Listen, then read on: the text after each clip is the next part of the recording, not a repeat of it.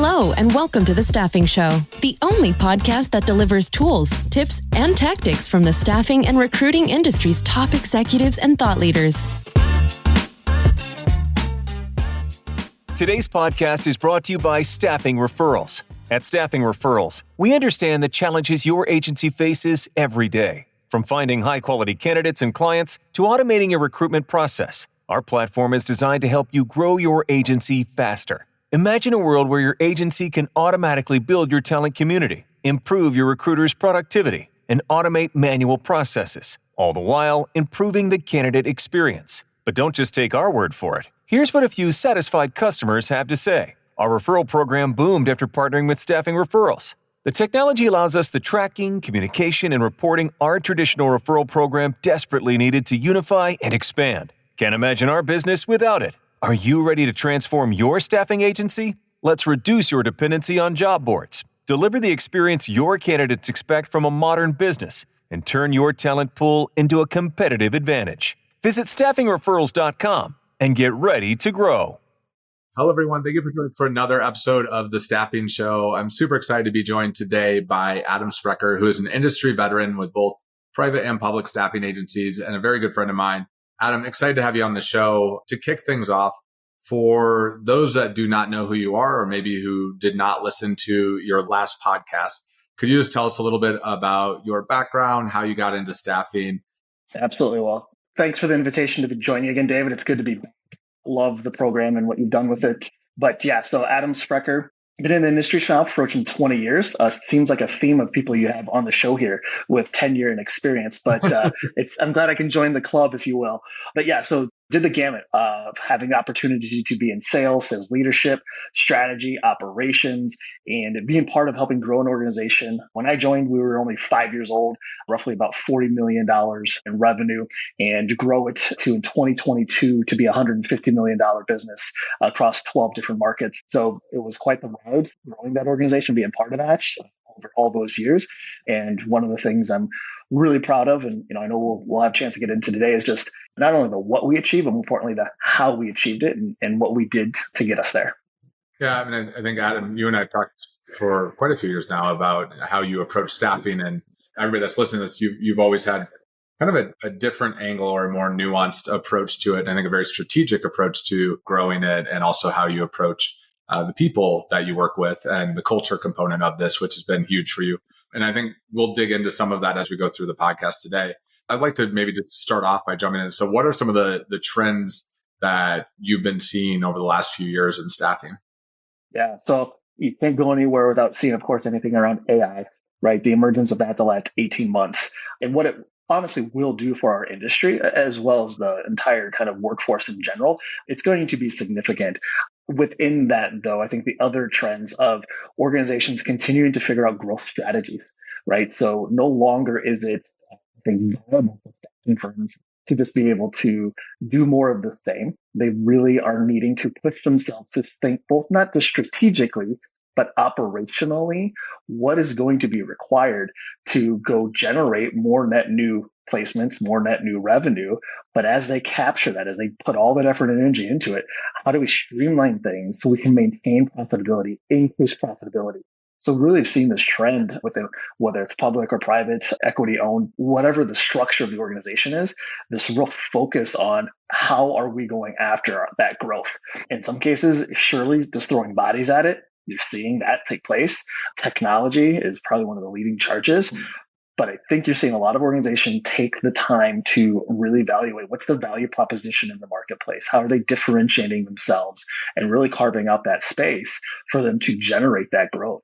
So that to me is something in the last probably 4 to 5 years, David, that you look back 10, 15 years ago, there wasn't this hyper focus on what's our growth strategy or what are we doing? Like everyone wanted it. I don't think there was anyone who's cool playing in the plateau space. There's a different element now in the industry. I think that's going to be good for everybody.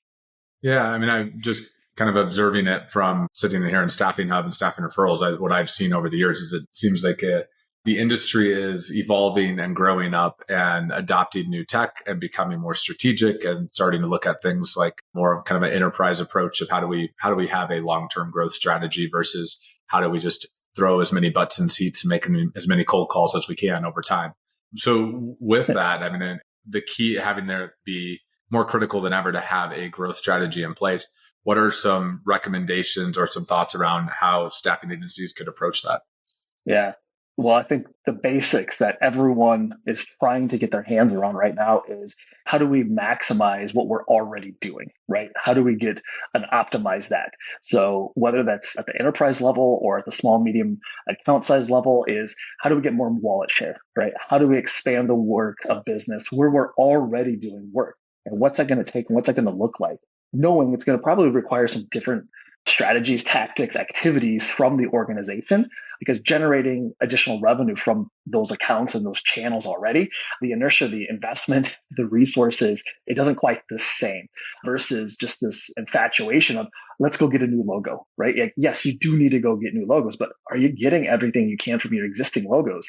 That account penetration, account management focus, definitely you're seeing organizations focus in on it in a very different way. And so that's leading the charge there. Looking at expanding lines of business service offerings.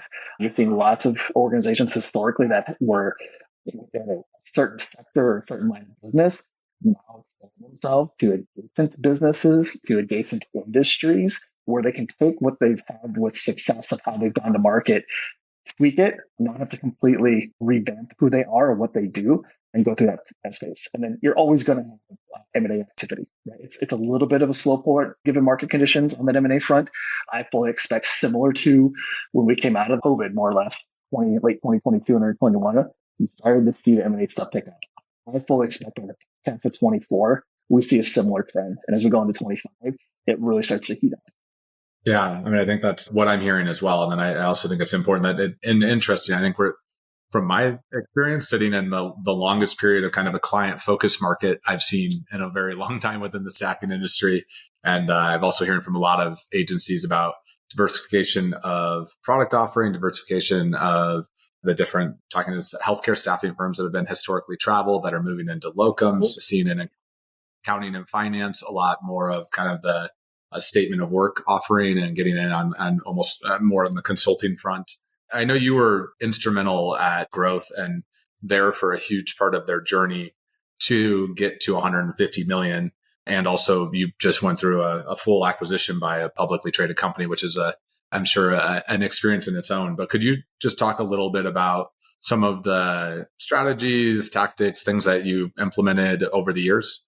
Well, I think tying into your original question, trends or things that organizations are tying to their growth strategies, that was always one thing. What is our growth strategy? What are we going after? And that clarity and alignment to what that strategy was, and having that filter through the entire organization so that everyone within the organizations, but also, across our consultant base, knew what we were doing it, and it's equally important, David, why we were doing it and their role of succeeding. I think oftentimes organizations can go through the motions of, hey, let's go do an offsite. Hey, let's bring in a firm, this strategy together. And then put something on paper or in PowerPoint that looks really good and makes a lot of sense. But there's still a lot of questions of like, well, okay, but what's that mean for this area of the business? Or what's that going to require from this team differently? And also, who's going to ensure these things are happening? And so as we continue to grow the organization, we put an extra focus on that transferring of strategic thinking and planning to operational execution, and really this notion of operational excellence and turning that page and implementing that work. That was critical year over year.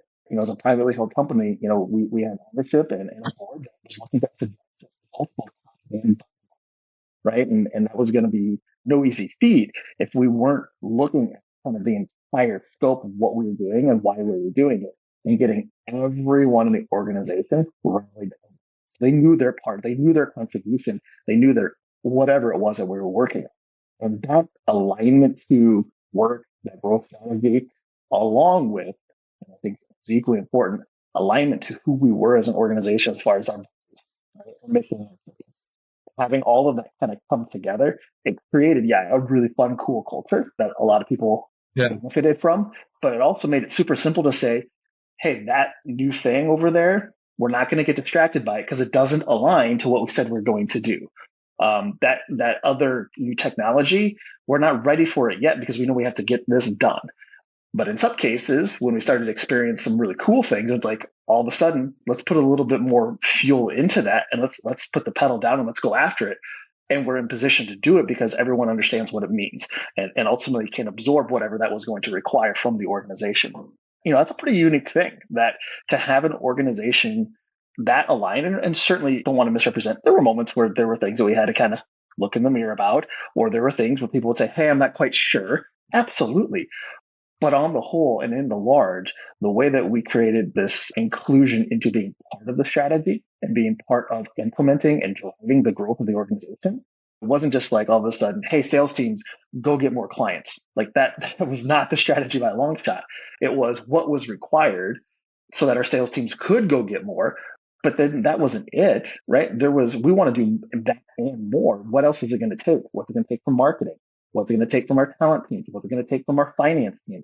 And how do we bring and weave all that narrative together and create ultimately that operational element that enabled us to say, we can be super clear about when something shows up and knocks on our door, how do we maximize it? How do we benefit from it to continue to spur the growth of the organization? Everybody that I talked to on your team communicated about staffing differently than what I tend to hear. And when we started working with you guys through staffing referrals, and everybody would say, we operate differently. Here's how we approach things. And everybody seemed to be so aligned around. Your team talked about your values more than I think any organization I've talked to. And it seemed to align very clearly with the strategy. And, one of the things I was always very impressed by was the whole kind of putting people first and the very kind of intentional focus on that. I'm wondering if you could just share some of the aspects of that component of your strategy for our audience. Yeah. Well, I got to go back to kind of the founding days. Our two previous owners and co-founders left a large publicly traded staffing firm because it wasn't operating that way. They saw a lot of decisions and strategy that was ultimately for just purposes of generating revenue and profitability. And they believe passionately, which I believe our industry is capable of as a whole, quite honestly, that you can have both, right? You can drive strong revenue results, you can drive strong profitability, and take care of and treat people really well along the way. Like those things are not mutually exclusive of each other, right? They go hand in hand. And that was one of the founding principles was when you put people first, when you think about, will this better someone's position? Will this benefit them in a way that then through that, the organization also will benefit, right? Look, our industry is pretty unique between the client, right? The talent, consultant, contractor, whatever you want to call them, and then the agency.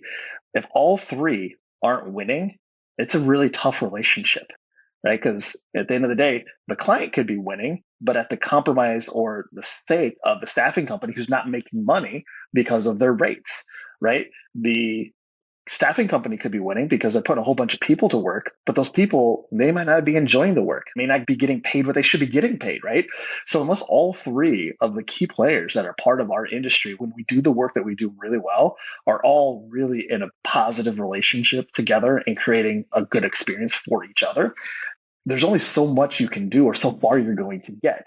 And I think that was really key and critical as we did look at the how we operated, the what we did, but also just kind of your point, living our values every day.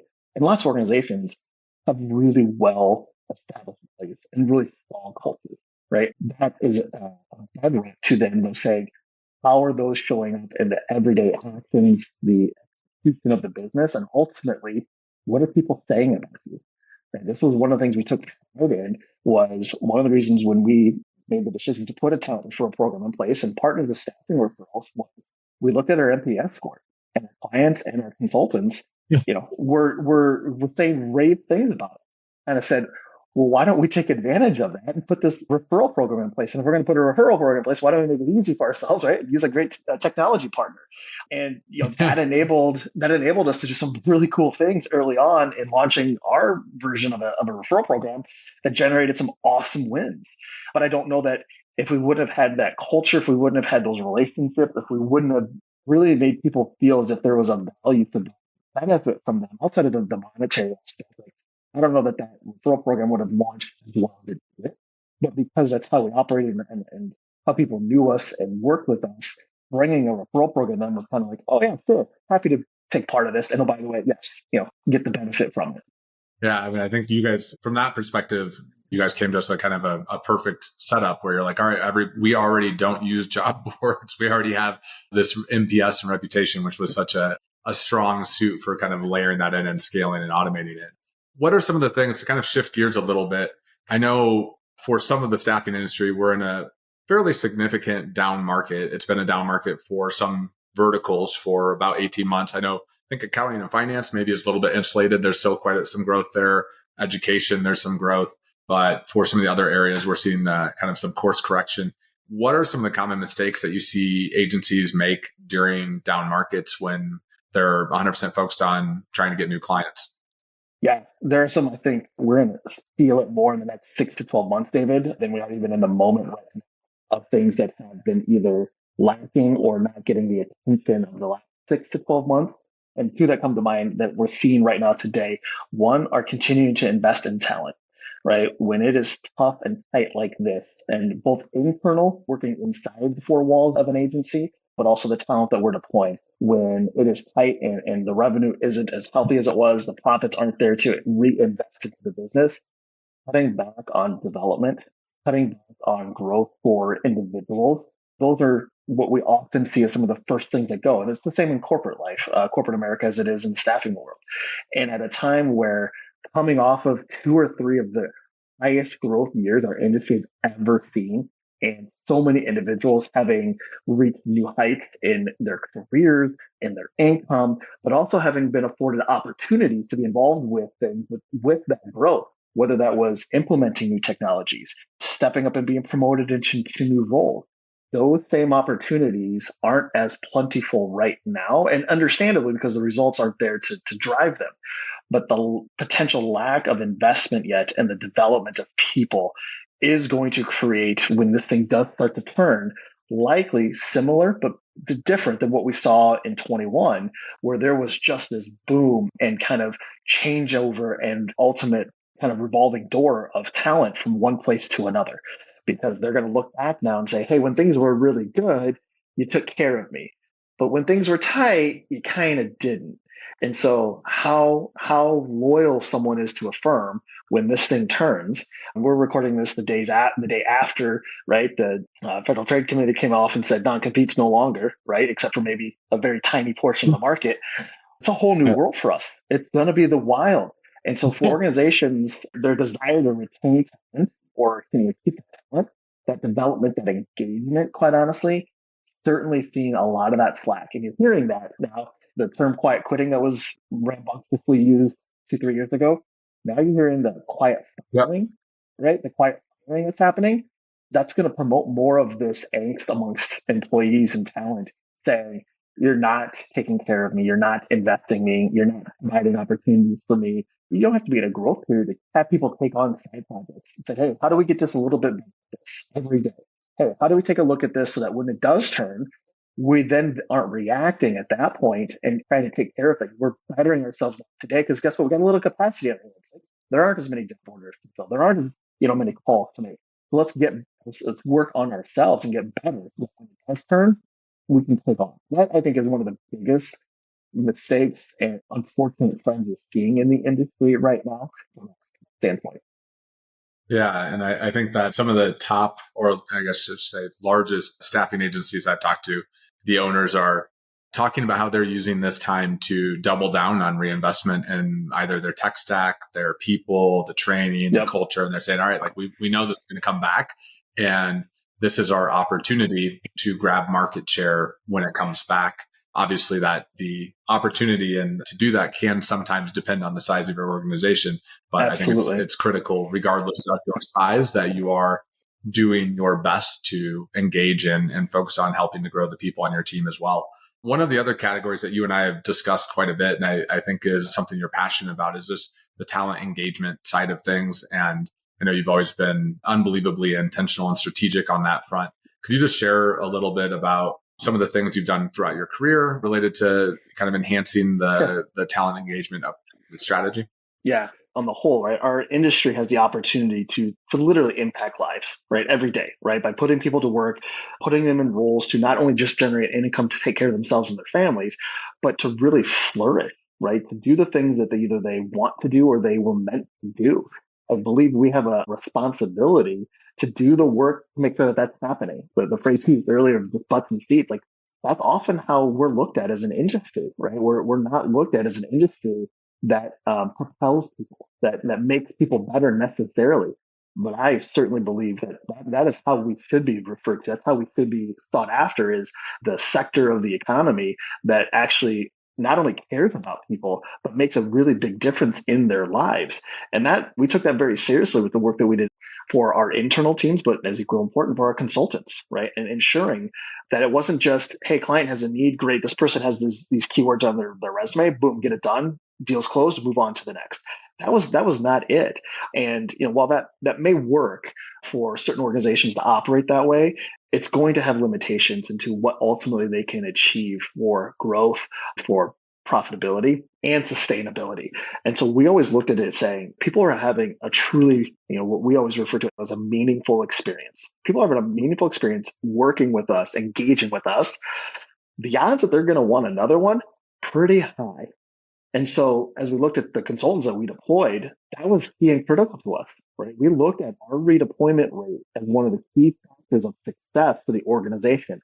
And over, my 16, almost 17 years before we sold, our redeployment rate was always in the 70s, right? We grew and we had a consultant base that was pushing, north of 700 when we were acquired.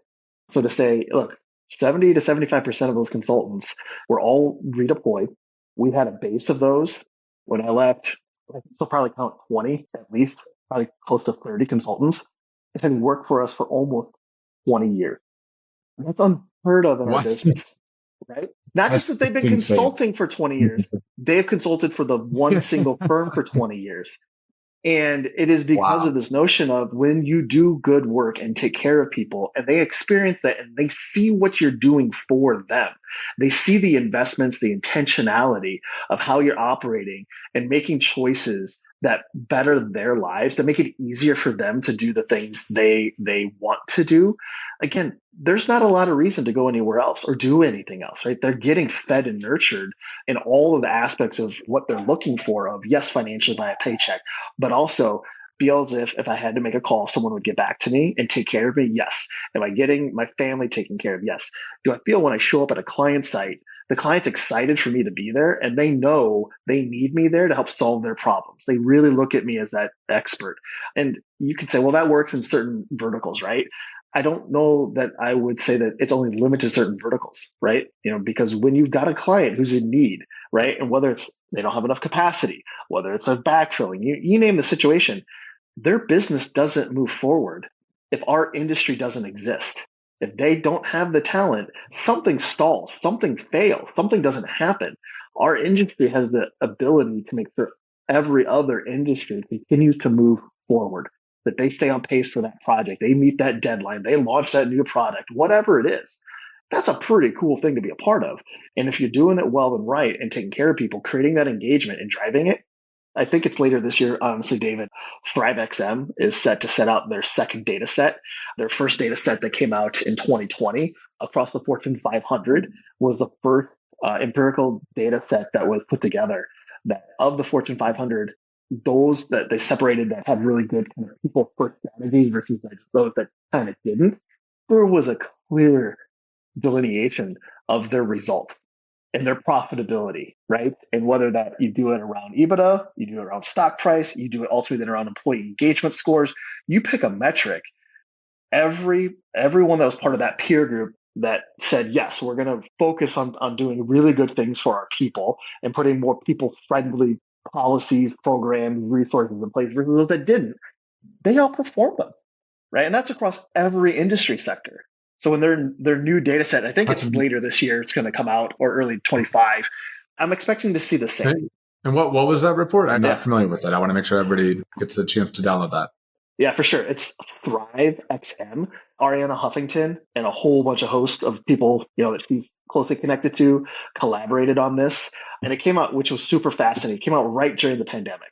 Like that was not their intention. That was just when it launched. And so, during the height of time when, people were doing everything they can to take care of people, make sure people were safe, to then have this report come out to say, oh, by the way, the business practices and approaches and strategies and policies that do put people first and take care of them, they also do provide a better growth route and strategy and profitability.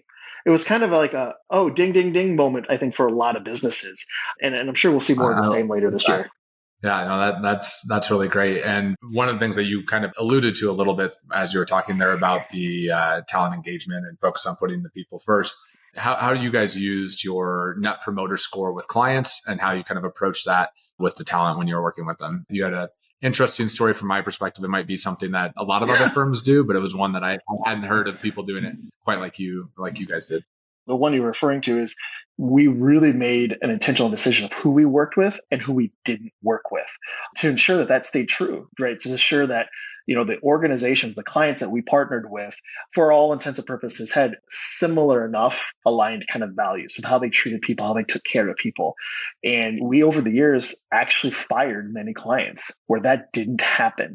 That ultimately the experience that even though they needed the resource, they needed the experience, and we had someone to be able to go in there and do it, the experience that person had working within that organization, the culture, the team, and in a couple of cases, directly the leadership of that organization, it just didn't create a really strong, not only just putting people first, but like honestly, a healthy work environment.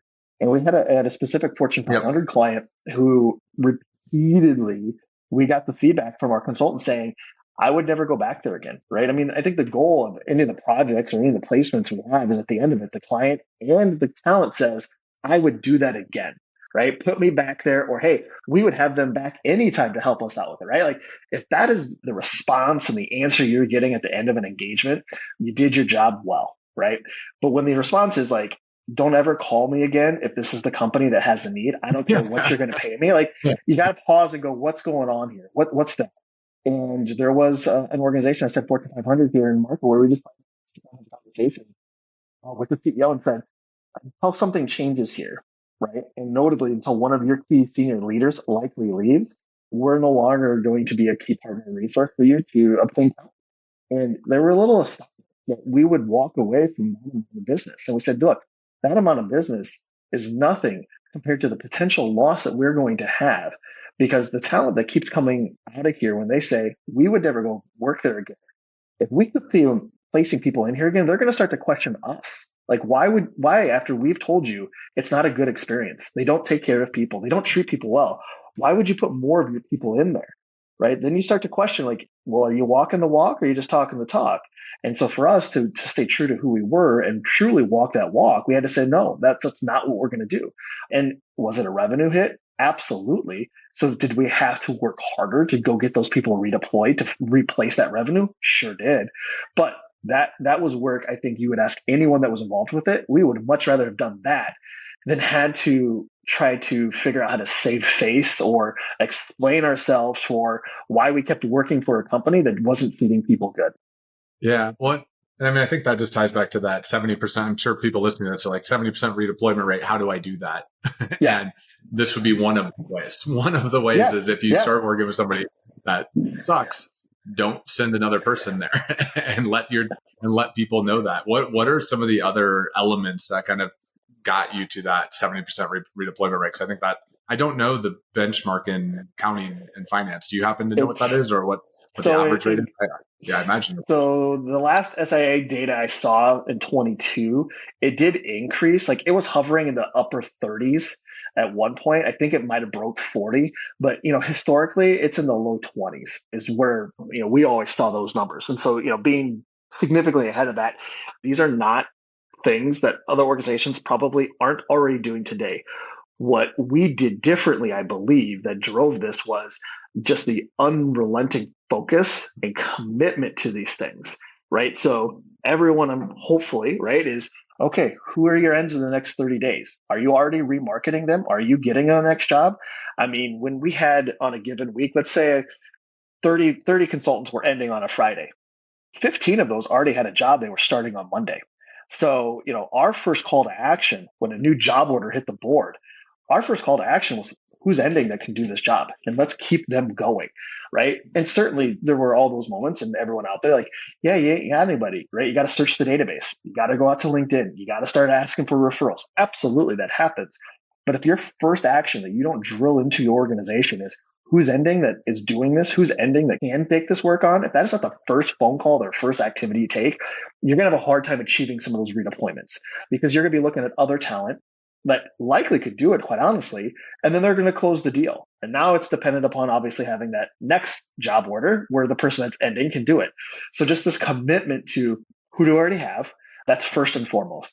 Secondly, it is taking the time to continuously, again, invest in this talent, right? Talent is always picking up new skills, new systems, new experiences through the life of the work that they're doing. Are you taking that newly acquired skill or experience or system to market? Are you actively calling on clients, telling them, this person that's just wrapping this other similar project, right? Again, these are activities that have been going on in our industry for years, but we just drilled into our teams the significant importance. And, quite honestly, when you start to see it work, you start to question, why would you do it any other way? Like, why would you spend your time doing other activities when this works, right? Yeah. When you can make a couple quick calls and you're done, okay, right? And part of the sell for, again, we were kind of a full desk-ish model, right? But even in a split desk as a recruiter, right? How much easier is it to call someone who already knows your firm? I mean, heck, probably already knows you. They know you. Sell them on a next gig versus calling someone brand new who's never heard of you, who doesn't know if you're a good firm or not, right? Like there's just a lot of hurdles that you have to overcome. And really good recruiters, they overcome those hurdles pretty quick. That's why they're so good. But when you don't even have to worry about the hurdles and you can just kind of get down to brass tacks of, hey, here's another one. And yeah, sure, let's do it. Like you close a lot of deals faster too. I think that's the other side of this, David, is our redeployment helped us drive closing deals faster. And when you're closing deals faster, obviously you're going to get more. Those would be things, and again, not rocket science, not new, not that others aren't even doing them, but it was certainly the intentionality, the constant review, the constant conversation. And when we had long tenured consultants, right, like you don't get to having 20 or 30 consultants work for you for 19, almost 20 years if you don't have a team dedicated taking care of them. If you have a team dedicated to keeping them working. And when one of those consultants rolled off, everyone on the sales team was making 20 calls to clients saying, we've got someone like nobody else, right? And that's what helped keep it getting them placed. But again, it was the commitment to doing that versus other activities that also generate revenue or generate other closes, but it was that commitment. Yeah. And did you have a set of, redeployment rate is, I guess, probably the leading indicator or the core metric there, but were there other metrics that you had the team looking at to make sure there was alignment? Was it consistent? Like every week, were you just talking about, it was a part of the daily routine or the weekly recruiter or sales huddles? Yeah. How did that? Yeah, that was where you start to blend technology in with operational pieces, right? Yeah. So like most firms doing at least 3 times a week, board meeting stand-ups, right? Reviewing open job orders, kind of going through it. For most of our sales teams, if someone was coming available and you didn't communicate that somebody was coming available and we lost them to a competitor, man, if you had a lunch that day with a client, you probably didn't want to come back to the office because the rest of the team was going to be furious that we lost that talent, right? That we didn't get a chance to redeploy them. So those daily stand-ups, that constant review of what's changing, who's changing, roles, our end dates getting extended, all that activity, right? And again, that was, we talked way back earlier, that shift from having strategy shift into operational excellence. This is part of it, right? We had a strategy that said we want to take really good care of people. One of the ways we want to take really good care of people is helping them see a career in this industry that they can have continuous employment, right? Move from project to project to project. That was a strategy that we invested heavily into, both dollars, but also just focus and when you transfer it over then to the operational side of it, you've got to have those things in place. I remember when we first started talking and I was like, how much do you spend on job boards? And you're like, oh, we don't really use job boards. And I was like, how are you doing that? Yeah. And it turns out it's a focus on the talent. So it's really, really incredible. Shifting gears a little bit, just kind of round things out. Where do you see staffing going in the next 3 to 5 years? What do you think the future of the industry looks like? I think it's super bright. I'm excited for it. We've been on this kind of cusp the last 10, 15 years, right? Coming out of the 08, 09 recession. And, it was leading into it of gig economy and control your career and all these notions. But I think, certainly out of the pandemic and what we're seeing now, as much as talent is drawn towards working that way, working differently, wanting to have more choice, having more flexibility for personal and professional reasons, I think organizations continue to mature around how do we leverage it. And you're seeing it being leveraged differently. So whether that is truly in project basis, interim basis, you name it, whether it's at the startup phase or an enterprise level, you're seeing more organizations plan and strategically think about the type of talent they need and the different ways they can engage or leverage that talent. To put our industry in a real unique position again to be a partner. So we may not be next in line that, hey, after you discuss with your outside legal counsel and as your banker and your insurance and things of that nature, like your staffing partner is going to be short in line right after that group to say, how are we going to grow this business, right? What do we need to surround ourselves? And depending upon the industry, the size of the organization, they're going to start to look and select certain key partners within the staffing space that they can really rely on, both certainly for talent, but also as talent advisors. What's going on? What do we need to see and do differently?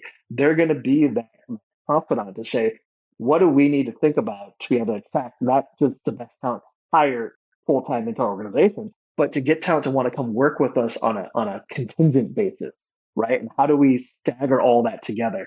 So I see our industry having a chance to really elevate itself. I worked on the HR side of our business for years, and HR still oftentimes says, hey, we want a seat at the executive table. I'm a firm believer, you just go sit down, right? And our industry, it's time to sit down at the table and be a key partner, a key player with organizations, with executive leadership for how they think about growing their businesses and the talent they're going to need. Yeah, no, that's great. And I think that trend is starting to take shape, and the firms that are picking up on it and working as strategic solution providers they're growing through these periods. So they're like, hey, we're here as a partner to help you, not to just put the butts in seats. I'm going to go back to that. It's like getting away from the transactional and more to the strategic partner. And that's really great. So with that, we're going to go ahead and jump into the speed round of questions. Just have two last ones for you, then closing thoughts. So in the last 5 years, what new belief, behavior, or habit has most improved your life? So for me, it is incorporating feedback. I think we all get a lot of feedback through the course of life, personal, professional, things of that nature. And I can certainly attest to for a long time, I took the feedback and was like, okay, yep, that's great. But I wasn't the best at incorporating that feedback or really applying feedback to who I was as a person or how I handled myself professionally. I would say, and it was certainly something pre-pandemic, but now post-pandemic, as I've received feedback through different channels and in different ways, really taking the time to absorb that feedback of like, okay, this person took time to share something with me. Why did they do that? And with what they said, what was our experience like, or what was I like that prompted them to be able to give that feedback? And it's not always constructive in a, hey, you need to be better at this, or hey, you need to work on that. Some of it's like, don't stop doing this, right? Like you get positive feedback too. Yeah. And so how do you really absorb that feedback into who you are, who you want to be? And if there's a difference, how do you close that gap with that feedback? And that's something for me I've tried to be way more intentional on the last few years. It's not easy because sometimes, feedback is hard to hear or is challenging to how you've always operated. But I can attest to there's some things that I know shifted about how I approach certain situations, how I handle certain situations, and I've gotten additional feedback of like, hey, that you wouldn't have responded that way 3 years ago. And that was a positive comment. Yeah. So I think that for a lot of people, being able to not just be open to getting feedback, but actually taking time to do something with it, certainly highly encourage it. I love that. And what book or books have you given most as a gift and why? Yeah. So I'm a huge Simon Sinek fan. So Start With Why is always going to be one of those books that I will forever probably lean on and give to people. It's Good to Great is one of those that is out there for lots of people. For me, it's Start With Why, right? Because if you don't start with why, if you don't know why you're doing something, I don't know why you would ask a second question or why you'd even keep doing it, quite honestly. So that one is there. And I don't know if I mentioned this one on the first podcast or not, but I continue to go back to it. But Greg McEwen and Essentialism Big fan of that book. Big fan of him. Yeah. I love your podcast, David, but his podcast is great too. Just try to keep things simple, right? It's really the theme of it. And in a world and in a business where we can make things more complicated than they need to be for no reason at all, keeping things simple, focusing on what really matters, what's really true versus what's the story in our head, it can be a healthy reminder. I love that as well. And I think you did. I think you might have mentioned that one on the last podcast as well. So you got that answered out here twice. So with that, any closing thoughts, comments for the listeners today? I can't encourage everyone that is a part of our industry to make sure they're taking time, one, to take care of themselves. It's hard to take care of others if you're not taking care of yourself. And for those that know me, have had a chance to work with me, know that is something I struggled with for a long time, right? I always focused on taking care of others, making sure everyone else had what they needed. But, that old analogy from when you're sitting on the seat in the airplane and put your own air mask on before you help others, like that couldn't be more true, right? And if no matter what you're trying to achieve or where you're trying to go next with your career or your life, certainly in this industry, right? Taking care of yourself so that then you can turn around and take care of others, which again is what I think our industry is about. It is about helping others. It is about making a positive impact, making a really meaningful experience for others. Do it for yourself first, and then go do it for a whole lot more people.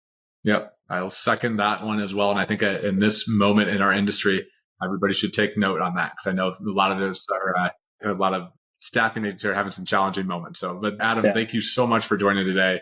Enjoyed the conversation, the insights, and really had a great conversation. Thanks. Yeah. Thanks, David.